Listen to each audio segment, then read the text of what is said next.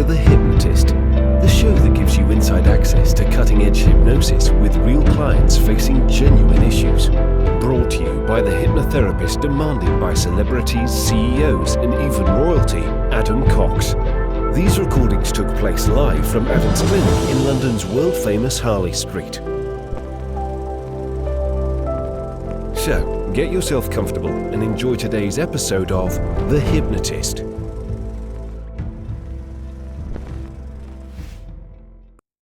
Hi, it's Adam here, and you're about to listen to a hypnosis session that actually didn't come from a client session.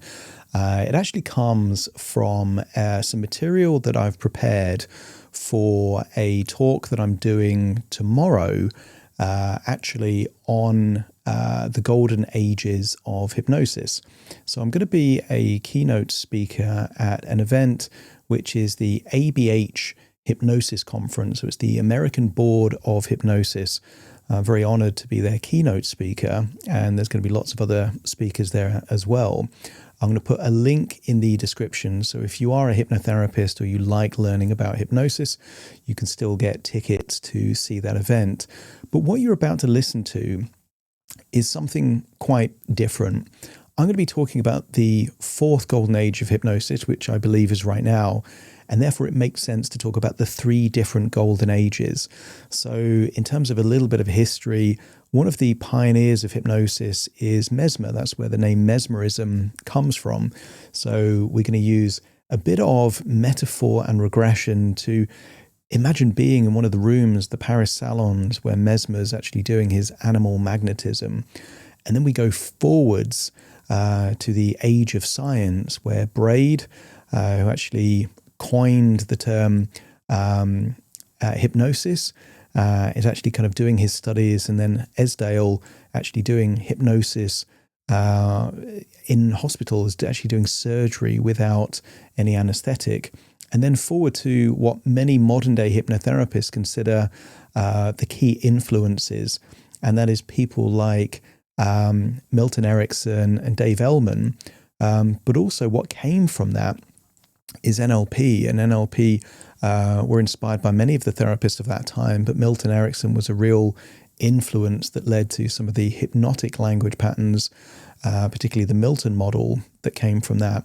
So I get to weave all of this into a short hypnosis session, and then alluding to how right now someone like me, or if you're a hypnotherapist, you have the ability to have more impact and more reach and access to more science than Mesmer or Erickson or Braid or any of these flag bearers of these golden ages.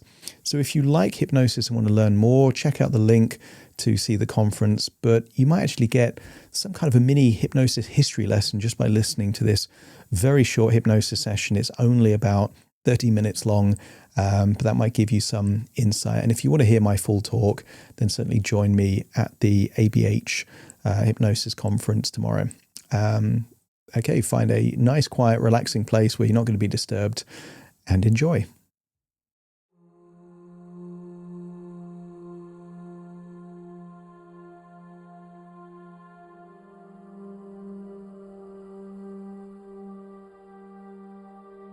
Take a deep breath in. Breathing in that long, deep breath of resourceful relaxation. And as you exhale, feel that wonderful sense of release as your eyes close. Releasing tension in your outward breath. As you breathe in that feeling of pure relaxation, and continue to exhale any stress, worries, or tension of the day.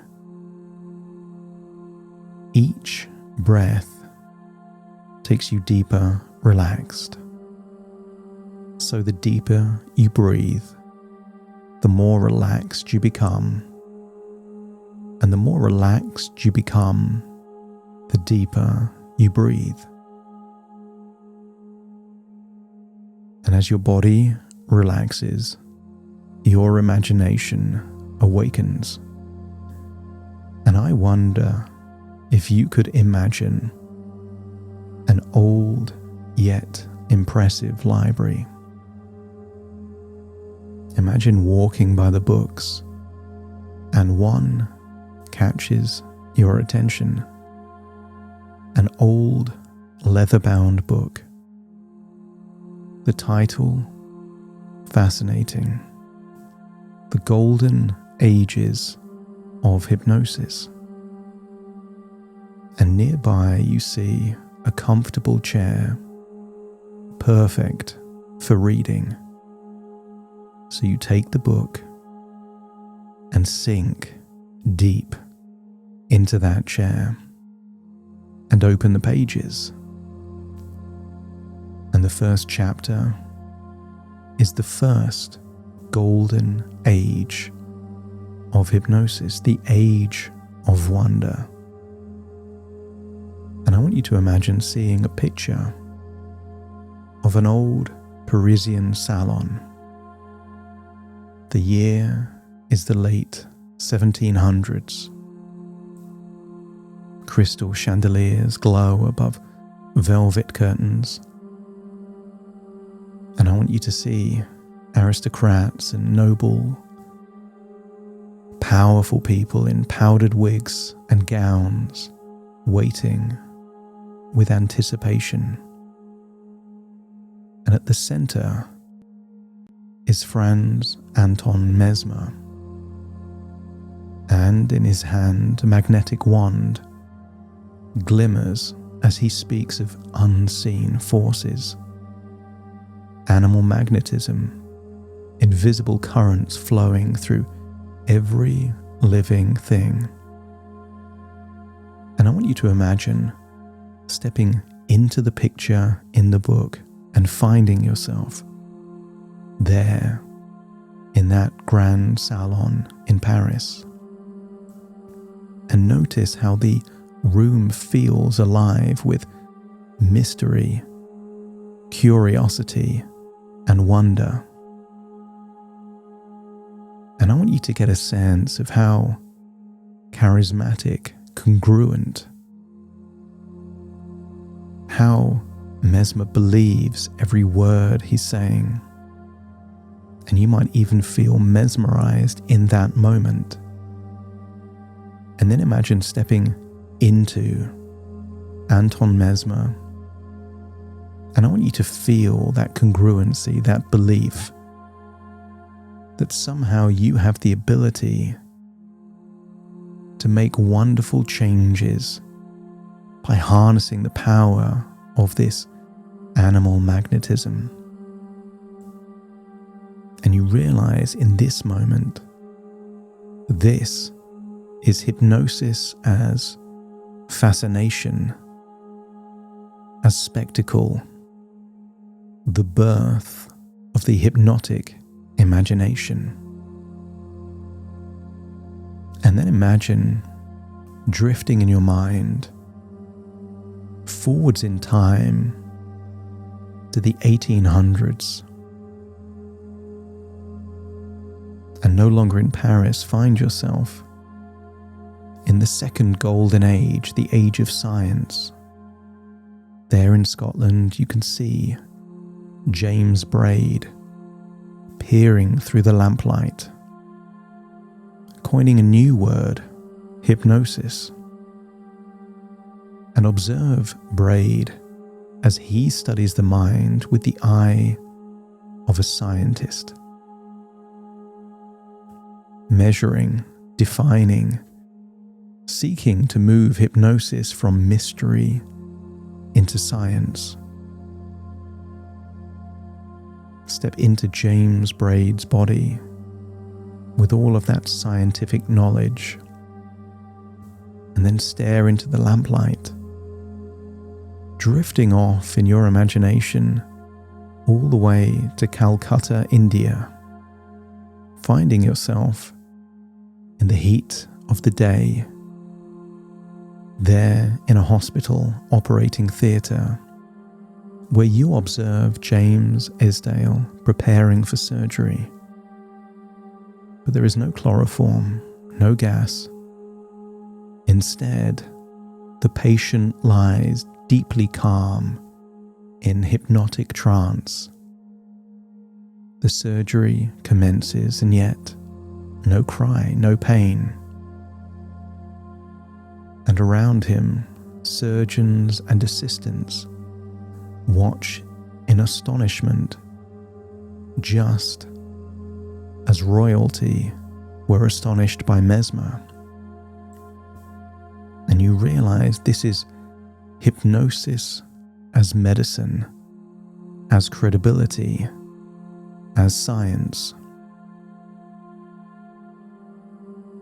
Imagine leaving that hospital, staring into the Indian skies, staring into a cloud, and then drifting in your imagination forwards in time and in space, and finding yourself in a quiet, intimate therapy room in Phoenix, Arizona,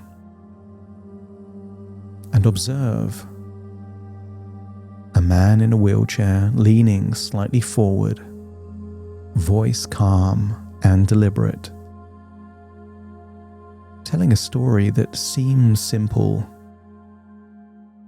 but messages and commands are slipping past the conscious mind into something deeper.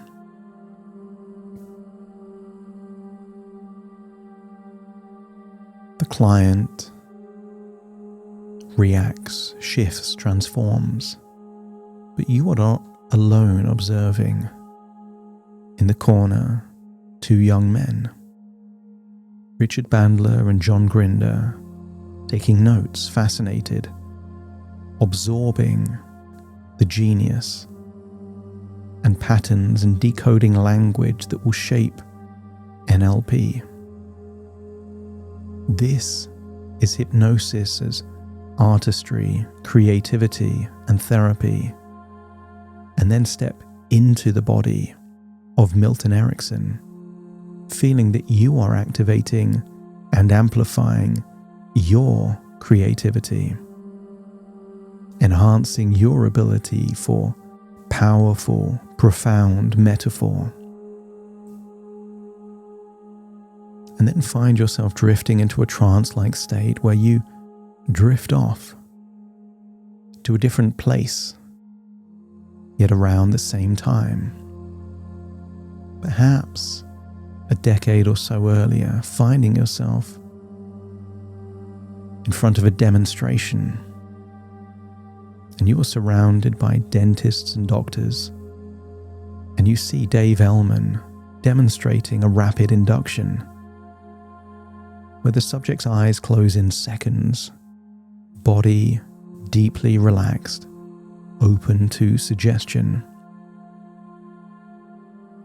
And the audience, again, astonished, in the same way that Mesmer's was. But Ellman explains that this is not mysterious. This is hypnosis, and it can help with childbirth and surgery and dentistry. And you are observing hypnosis as speed, practicality, and legitimacy. I want you to get a feeling that you're leaving this third golden age and drifting forwards in time to your time. And I want you to get a sense that you have this intuitive insight that you, living in the time where you are now, are capable of reaching more people than Mesmer ever did. And you can access science and studies more accurate and faster than Braid ever could. And while Erickson and Ellman could influence rooms full of people, you are able to impact millions. And I want you to get a sense that You are now living in the new golden age of hypnosis. But as you drift back to that library, in the chair, looking at the book, you realize the pages of the fourth golden age are blank, unwritten, waiting to be filled in. And as you hold that thought, find yourself connecting and recalibrating back into your present as you take a deep breath in through your nose and out through your nose. Wiggle your fingers and wiggle your toes, connect and calibrate into the here and the now as I count from 1 to 10 to awaken you. Starting to count. 1, 2, 3, waking up. 4, 5, 6, more alert. 7, 8, open your eyes, open your eyes. 9, 10, wide awake, wide awake, wide awake.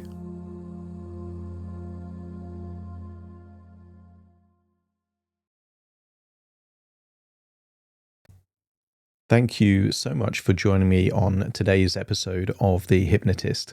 And if you've enjoyed today's episode, I would encourage you, if you haven't already, to hit the subscribe button or follow button to make sure that you're automatically notified of any future episodes that I release. Also, by doing that, it lets the algorithm know that you like this show, and that will put it in front of even more people that might not know that this show exists. So that would be helpful for me. And if you like the stuff that I do, take a moment just to have a look in the show notes or the description, because there's lots of free things that I have to offer, including free hypnosis downloads without the intro or the outro like I'm doing now. So thank you again for joining me on today's episode, and I'll see you again soon for the next one.